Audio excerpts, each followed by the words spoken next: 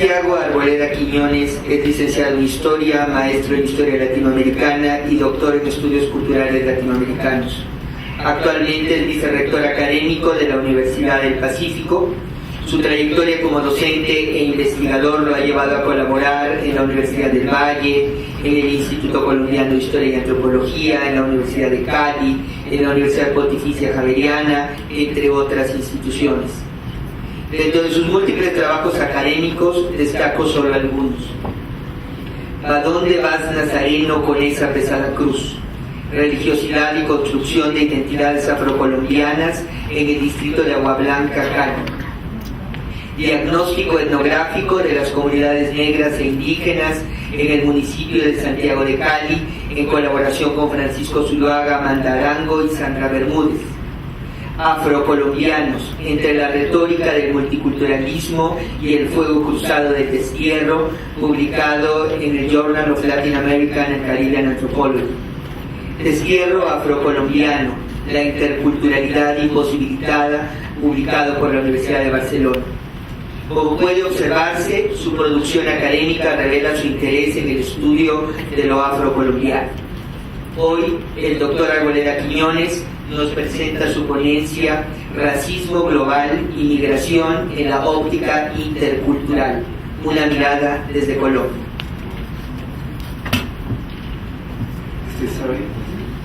Bueno, buenas tardes a todas las personas que están aquí. Agradezco mucho la invitación especial de la Universidad Autónoma de Hidalgo y de PIRSEN, especialmente al doctor Francisco Cisneros y a Andrés Narváez y todas las personas que se han esforzado por hacer de este encuentro un espacio productivo para la creatividad, para la imaginación y para que podamos ir avisorando alternativas. Yo diré centralmente sobre 4 puntos, creando un esquema que esboce mis preocupaciones y adelantaría que lo que les voy a proponer es ya como un preludio de la finalización conceptual de uno de mis ejes de trabajo.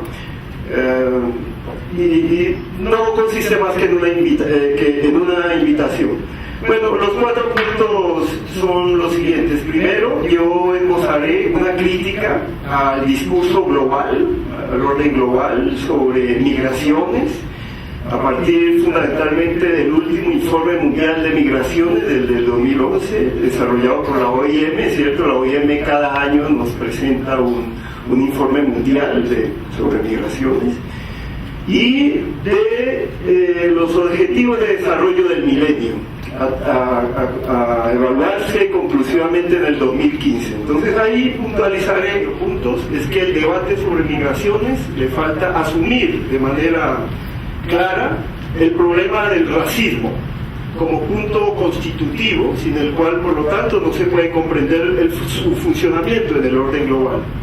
Y desde se debe asumir la construcción de un renovado utillaje conceptual, de una conceptualización nueva y un enfoque que cuestione de fondo la comprensión tradicional que tenemos sobre el fenómeno de las migraciones, mucho más en tiempos contemporáneos. Entonces lo que estoy proponiendo es que debemos explícitamente hablar de racismo a la hora de enfrentar conceptualmente, intelectualmente el problema de las migraciones. Bien, voy sobre el primer punto. Racismo global y racismo y mímesis global. A 3 años de cumplirse el plazo para que los países firmantes de los Objetivos de Desarrollo del Milenio puedan evaluar sus logros de manera precisa, es evidente que dichos objetivos en su mayoría no se van a cumplir ni siquiera en un 50%. Lo más preocupante es que el objetivo 1, que persigue erradicar el hambre y la pobreza, es quizás de los más pobres en sus resultados. Son justamente estos contingentes de familias, en su mayoría ubicadas al sur del planeta, pobres o empobrecidos o en condiciones de indigencia, quienes por razones estrictamente económicas o por situación de violencia en sus territorios avanzan en romerías en su mayoría hacia los países del norte, como válvula de escape. La migración en gran medida cumple esta función, la función de válvula de escape. Un escape social para los desprotegidos del planeta, gentes racializadas y empobrecidas por los siglos del colonialismo, siendo un nexo estructural a tal fenómeno. De ahí que debemos ligar los propósitos del milenio a las migraciones como un problema global y explicar dicho problema en su integralidad y complejidad como una urgencia en la agenda de los estados y los organismos multilaterales a nivel mundial. Es claro que los objetivos de desarrollo del milenio no puntualizan el problema de la migración. Sin embargo, ella representa un contexto de preocupación. Y aunque se disimula y se mimetiza este fenómeno que tiene impronta de raza y de clase, debe enfrentarse en su conjunto si se quiere lograr en algo tales objetivos. Justamente cuando observamos que los muros y murallas separatistas entre los estados se levantan, mientras por el otro lado discursos globalizadores hablan de libre comercio y ciudadanías del mundo, podemos en ello evidenciar la imposibilidad del logro de tales objetivos, siempre y cuando no se enfrenten con sinceridad y rigor y de manera central el problema del racismo y del clasismo, reproductores de los patrones de inequidad, exclusión y marginalización. En otras palabras, de estructuras coloniales al interior de los estados empobrecidos. Por otro lado, al observar el informe sobre migración en el mundo de la OIM 2011, cuyo énfasis está puesto en la reflexión acerca de la representación que se construye sobre los migrantes, especialmente en los países de destino, es decir, la función que cumplen académicos, políticos, medios de comunicación, sociedad civil y el Estado en la reproducción de discursos sobre estos sujetos, se puede constatar igualmente que se evita a toda costa vincular el problema del racismo a las migraciones de manera abierta, y que en gran medida esta postura recae en una predisposición al estigma y a la construcción del migrante como un sujeto negativo dentro de la sociedad que lo recibe y a la que intenta insertarse.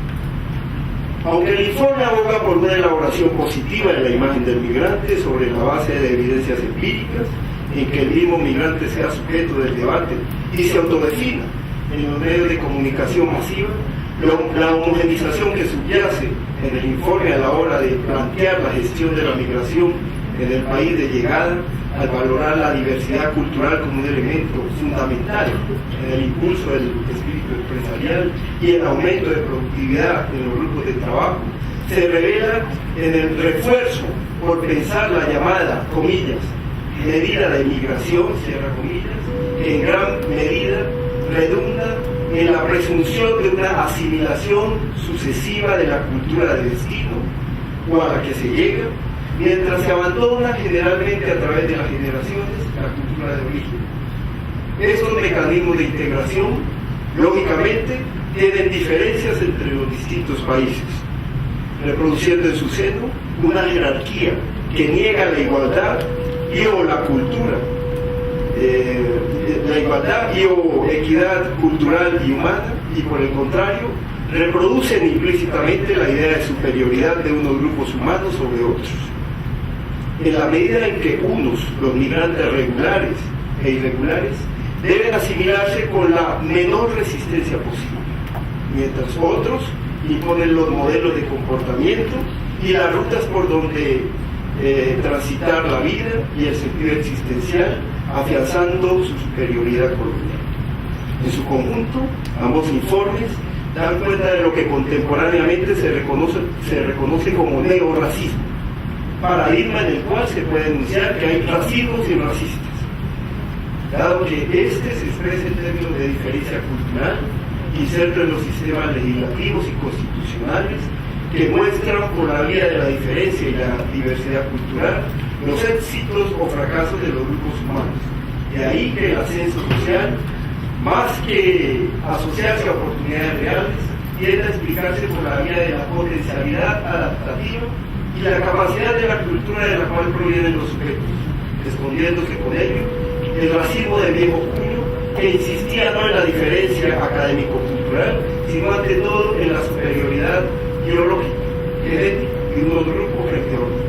Dicho sea de paso, los colonizadores sobre los colonizados insisten en la idea de mímesis global del racismo presente en los discursos contemporáneos, que despliegan nuevos mecanismos de exclusión, ahora mucho más sutiles, ya que se institucionalizan y no requieren que sean operados cotidianamente por los sujetos.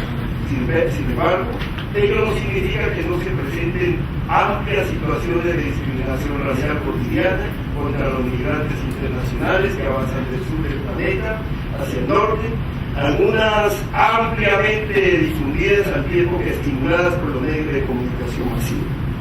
La migración, en consecuencia, es un escape a la situación de pobreza en la mayoría de los casos, pero un escape doloroso, traumático, a los embates del neorracismo, amalgamado con el racismo del viejo cuño, que redunda en medidas restrictivas y de persecución. El segundo punto, me detengo entonces en esbozar alguna conceptualización alternativa, especialmente a partir del caso de los Estados Unidos. Se ha destacado que el conjunto de propuestas de ley sobre migración de los Estados Unidos participa básicamente de dos concepciones centrales, la que enfoca el problema proponiendo formas abiertas de exclusión y discriminación social expuestas por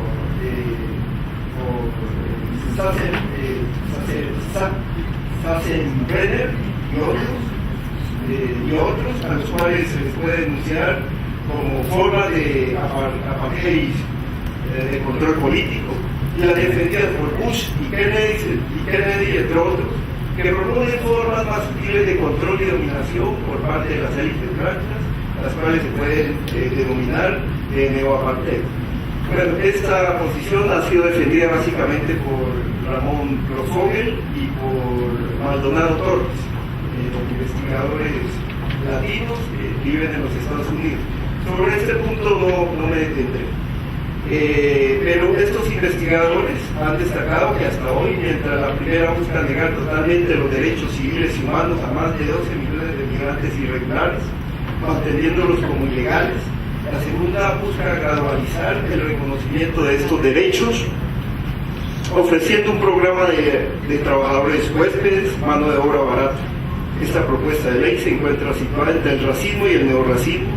Para nada se trata de un debate entre republicanos y demócratas o racistas y antirracistas. Son propuestas bipartidistas que revelan la continuidad de legados coloniales imperiales, acudiendo de una u otra manera a la premisa de que la ausencia de un discurso racista en la política es al tiempo la ausencia del racismo.